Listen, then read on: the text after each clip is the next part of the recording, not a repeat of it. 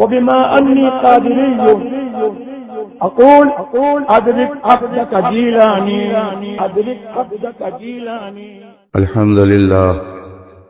الحمد لله الذي أبدع الأفلاك والأرضين، الصلاة والسلام على من كان نبيا وآدم بين الماء والطين، وعلى آله الطيبين وأصحابه المطهرين وعلماء ملته أجمعين، أما بعد، فأعوذ بالله من الشيطان الرجيم، بسم الله الرحمن الرحيم. والعصر إن الإنسان لفي خسر إلا الذين آمنوا وعملوا الصالحات وتواصوا بالحق وتواصوا بالصبر. صدق الله العظيم وصدق رسوله النبي الأمين الكريم، ونحن على ذلك لمن الشاهدين والشاكرين، والحمد لله رب العالمين. منبر پاک پر تشریف فرما عمائدین ملت، اساتین امت، علماء ذوی الاحترام، سادات کرام، طلبہ علوم نبوت، حاضرین محترم، السلام علیکم ورحمۃ اللہ تعالی وبرکاتہ. وعلیکم السلام. آئیے ہم اور آپ بارگاہ رسالت مآب صلی اللہ علیہ وآلہ وصحبہ وسلم میں درود و سلام کا نذران عقیدت پیش کریں اور پڑھیں. اللہم صلی علی سیدنا و مولانا محمد معدن الجود والکرم و آلہ الکرام اجمعین. حضرات، اللہ رب العزت کا کرم بے پایا اور اس کا فضل عظیم ہے کہ اس نے ہمیں دنیا کی سب سے عظیم نعمت دولت ایمان سے نوازا اور فتنوں کے ہجوم میں ہماری حفاظت کے لیے ہندوستان کی سرزمین پر امام احمد رضا فاضل بریلوی رضی اللہ تعالی عنہ جیسی ذات کو پیدا فرمایا. کامیاب انسان کون؟ قرآن کریم انسان کی کامیابی کا نسخہ کیا عطا کر رہا ہے، اور قرآن نے کامیابی کے لیے معیار کیا قرار دیا ہے. اور آج ہم جس ابقری ذات کے عرس میں حاضر ہے وہ کس طرح سے قرآن کے بیان کے مطابق ایک کامیاب انسان ہے، اسی حوالے سے دو چار منٹ میں آپ کے درمیان کچھ باتیں رکھنے کی جسارت کروں گا. آپ اپنے ماتھے کی آنکھوں سے دیکھ رہے ہیں ہندوستان کا وہ منفرد ادارہ جس کو منفرد شخصیت نے اپنے دست مقدس سے تعمیر کے لیے بنیاد رکھی. سبحان اللہ، سبحان اللہ. جامعۃ الرضا، ماشاءاللہ. جیسے میرے مرشد حسین و جمیل، ویسے ہی انہوں نے اپنے اس ادارے کو بھی حسن و جمال کا ایک پیکر بنایا. جی ماشاءاللہ. اس عظیم الشان ادارے کے معزز اساتذہ کی پوری ٹیم بیٹھی ہوئی جو آپ کے بچوں کے دل و دماغ میں محبت رسول کا خون دوڑانے کا کام کر رہے ہیں. آپ کے سامنے خطبہ، مشائخ، علماء کی ایک ٹیم ہے، اور یہ علماء وہ ہیں جو قرآن کریم اور احادیث نبویہ کی روشنی میں الحب فی اللہ والبغض فی اللہ کے حوالے سے قوم کو پیغام دیتے رہے۔ قرآن کریم ارشاد فرماتا ہے والعصر ان الانسان لفی خسر، قسم ہے زمانے کی سب انسان گھاٹے میں ہیں، الا الذین آمنوا وعملوا الصالحات، مگر جو لوگ ایمان لائے، اچھے اعمال کیے، وتواصوا بالحق وتواصوا بالصبر، حق بات کا حکم دیا، حق کی تلقین کی، صبر و تحمل کا پیغام پہنچایا، جس کے اندر یہ چار خوبیاں ہیں۔ قرآن کہتا ہے وہ ناکام نہیں، وہ کامیاب۔ خانواد رضویہ کیا بات؟ کا علمی شجرہ، شجر نسب اور خدمات کا شجرہ اٹھا کر کے دیکھیے تو آپ کو پتا چلے گا کہ ہندوستان کی سرزمین پر حضرت علامہ خاتمۃ المحققین نقی علی خان رحمت اللہ تعالی علیہ سے لے کر اب تک جو ایک تسلسل ہے، اور قرآن کریم کی اس آیت کریمہ کے مطابق جو ان کا عمل ہے، اس بات کو کہا جا سکتا ہے کہ قرآن نے جسے کامیاب انسان قرار دیا، اس کی مقدس لڑی حضور قائد اہل سنت تک پہنچ رہی ہے۔ علامہ نقی علی خان علیہ رحمت و رضوان کو رب قدیر نے علم و عمل کی جو دولت عطا فرمائی، ایمان کی جو چاشنی بخشی، تسلط فی الدین کا جو سرمایہ عطا کیا، اسی کا نتیجہ تھا کہ آپ نے سورہ علم نشرہ کی تفسیر لکھ کر رسول پاک کی محبت کی چھلکتی چاپ قوم کے درمیان رکھی۔ سبحان اللہ، سبحان اور پھر جب بدعقیدوں نے سر اٹھایا تو ان کی سرکوبی کے لیے آپ نے اذاقۃ الآثام لمانع المولد والقیام لکھ کر کے رسول پاک کے دشمنوں کی دہن دوزی فرمائی اور ان کے تابوت میں آخری کیل ٹھوکنے کا کام کیا۔ اصول الرشاد جیسی عظیم الشان کتاب لکھ کر مناظرین کو ایک عظیم تحفہ عطا کیا۔ اور پھر جب آپ کے شہزادے حضور اعلی حضرت امام احمد رضا فاضل بریلوی رضی اللہ تعالی عنہ کا دور آیا تو آپ نے الحمدللہ ایمان کی وہ دولت اللہ کے کرم سے پائی، ایسی دولت پائی، محبت نبی کا ایسا سرمایہ اللہ نے آپ کو عطا کیا کہ آپ نے ایک موقع پر قسم کھا کر کے کہا کہ اگر میرے قلم کے دو ٹکڑے کیے جائیں تو ایک پر اللہ لکھا ہوگا اور دوسرے پر محمد رسول اللہ۔ سبحان اللہ، سبحان اللہ۔ ایمان کی یہ چاشنی، یہ دولت اللہ تبارک و تعالی نے اعلی حضرت کو عطا فرمائی۔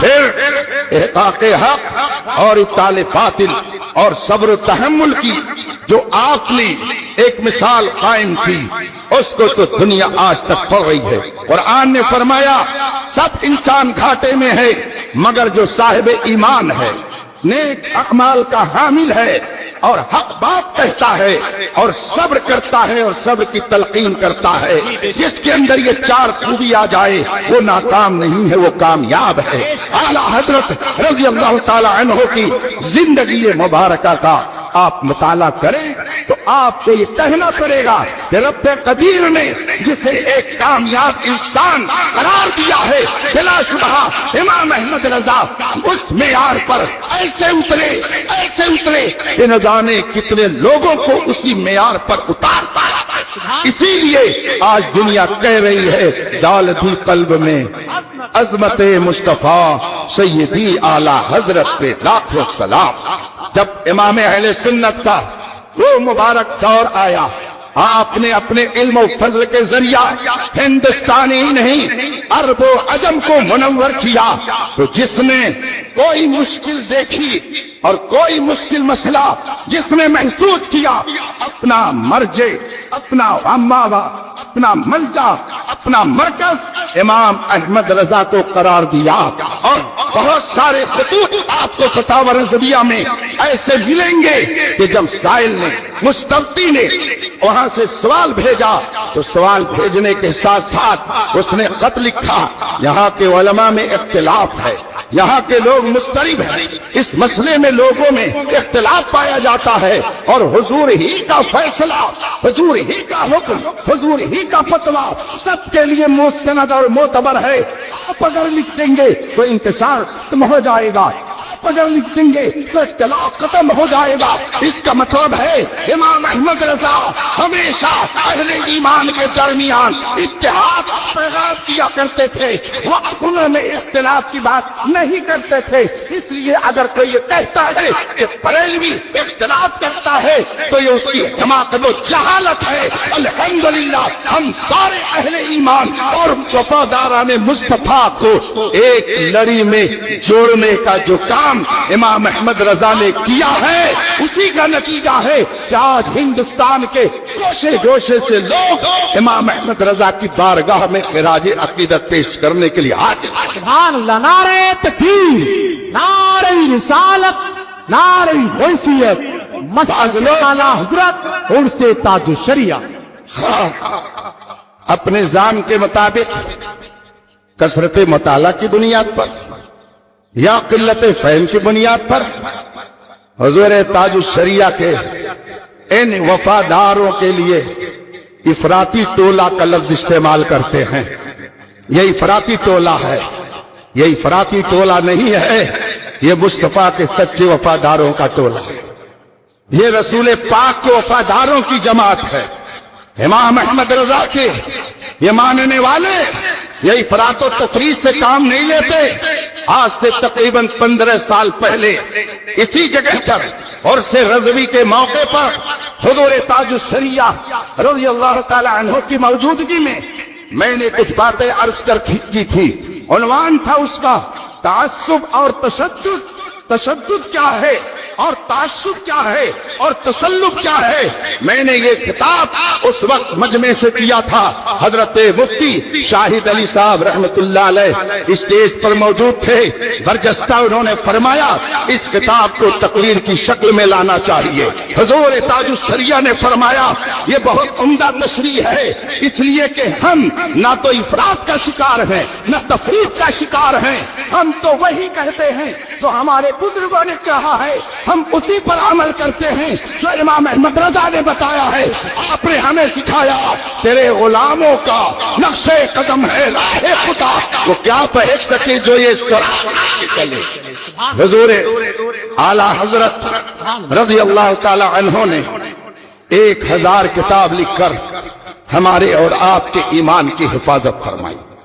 کوئی بدعقیدہ اگر قلم چلاتا عظمت اولیاء کا کھلواڑ کرتے ہوئے، عظمت انبیاء پر تبرہ کرتے ہوئے، اہل بیت کی شان میں گستاخی کرتے ہوئے، صحابہ کرام پر تبرہ کرتے ہوئے، خداوند قدوس کی عظمت کو للکارنے کی ناپاک کوشش کرتے ہوئے امام احمد رضا نے اس کے خلاف قلم چلایا اور قوم کو صحیح پیغام دیا، ان کی صحیح رہنمائی فرمائی، اور پھر آپ کے بعد حضور حجت الاسلام، پھر حضور آقا نعمت مرشد برحق، حضور تاجدار اہل سنت مفتی اعظم ہند علیہ رحمت و رضوان نے فتاوی مصطفیہ اور فتاوی مفتی اعظم کی شکل میں جو آج پیغامات ان کے ہیں، اس طریقے سے آپ نے امت کی رہنمائی فرمائی۔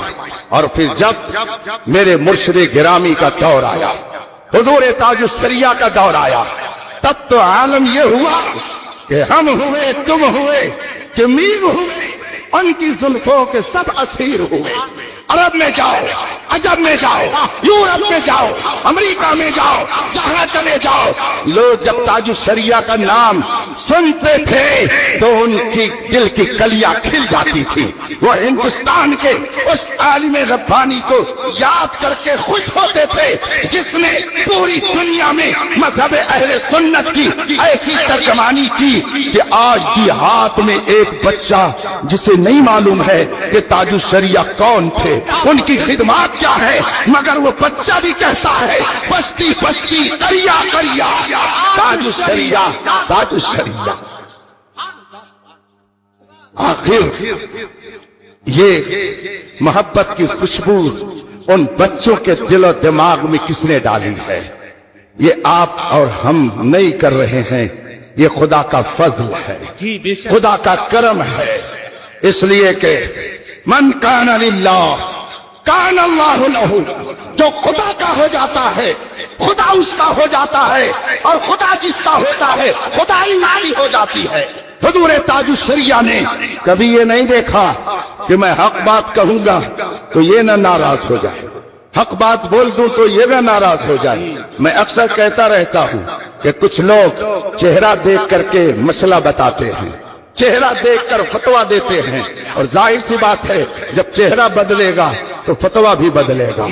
اگر چہرہ آپ کے سامنے جامعۃ الرضا کے استاد محترم حضرت مفتی شکیل صاحب کا ہوگا تو پھر ظاہر سی بات ہے فتویٰ آپ ان کے چہرے کے مطابق ان کو دیکھ کر کے دیں گے کہ ہمارے پرنسپل ہیں، اگر ان کا مزاج بگڑ گیا تو کہیں ایسا نہ ہو کہ بچے کا خارجہ ہو جائے، کہیں ایسا نہ ہو کہ وہ سزا پا جائے۔ تو چہرے دیکھ کر کے اگر فتوے دیں گے تو چہرہ بدلے گا تو فتویٰ بھی بدلے گا۔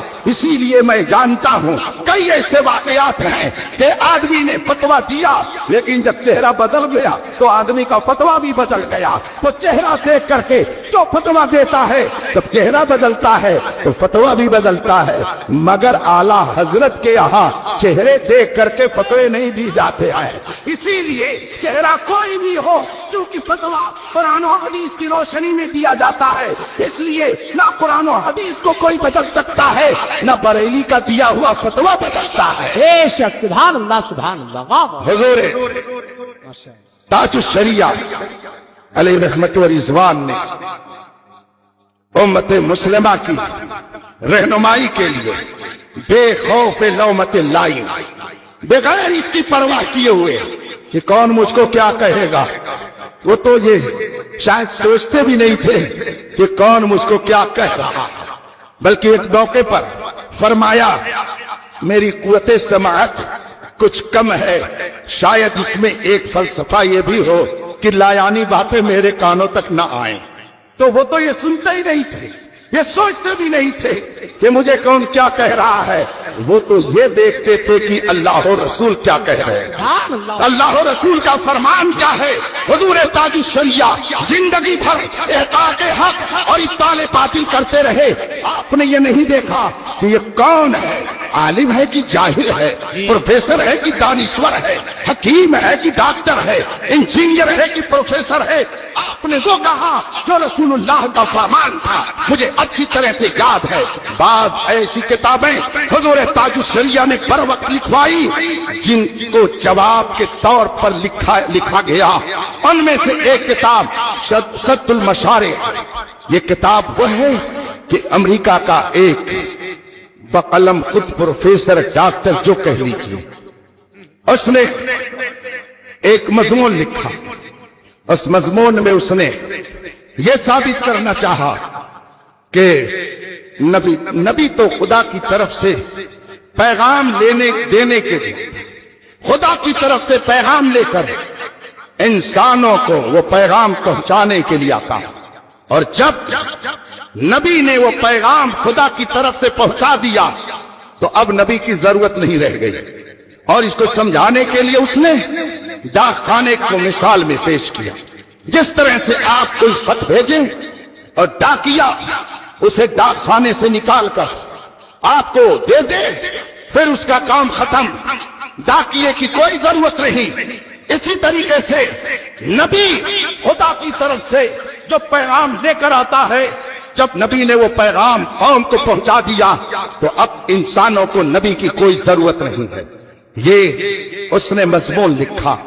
جب یہ بات حضور تاج الشریعہ تک پہنچی، آپ سے پہلے بھی بہت سارے لوگ اس سے واقف ہو چکے تھے مگر کسی کا قلم نہیں اٹھا، اور آج بہت سارے لوگوں کو دیکھا جاتا ہے وہ غیروں کے خلاف نہ زبان کھولتے نہ قلم چلاتے ہیں، لیکن اگر بریلی کا کوئی کچھ بول دیتا ہے، خاص طور سے حضور تاج الشریعہ کے غلاموں میں سے اگر کوئی کچھ بول دیتا ہے تو اس پر لوگ ایسے ٹوٹتے ہیں جیسے کہ بھوکے لوگ دسترخوان پر ٹوٹتے ہیں۔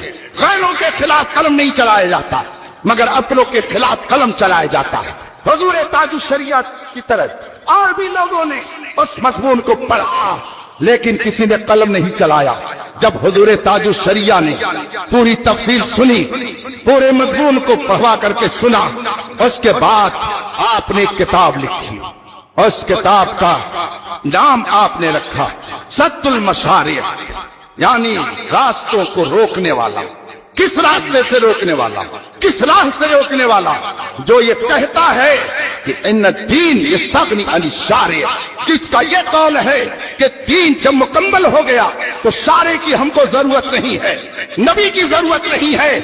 اعلیٰ حضرت کا شیخ حضور تاج الشریعہ نے اپنی نگاہوں کے سامنے رکھا اور پھر عربی میں اور مختلف زبانوں میں اس کا جواب دینا شروع کیا، اور آپ نے فرمایا سچ اور حق ہے تو میرے چچے ان کا تاج اعلیٰ حضرت نے فرمایا تھا کہ وہ جہنم میں گیا جو ان سے مستغنی ہوا ہے خلیل اللہ کو حاجت رسول اللہ۔ آپ نے اس کتاب میں ثابت کیا امتی بلکہ کوئی انسان نبی سے قیامت تک بے نیاز نہیں رہتا ہے۔ یہ کتاب حضور تاج الشریعہ نے چھپوا کر کے تقسیم کرائی۔ خود ایک مرتبہ میں نے کہا حضور ایک مولانا صاحب ابھی جلدی سے ازہر سے پڑھ کے آئے، حضرت مفتی شکیل صاحب اس وقت ازہر سے پڑھ کے آنا بھی ایک مسئلہ بنتا جا رہا۔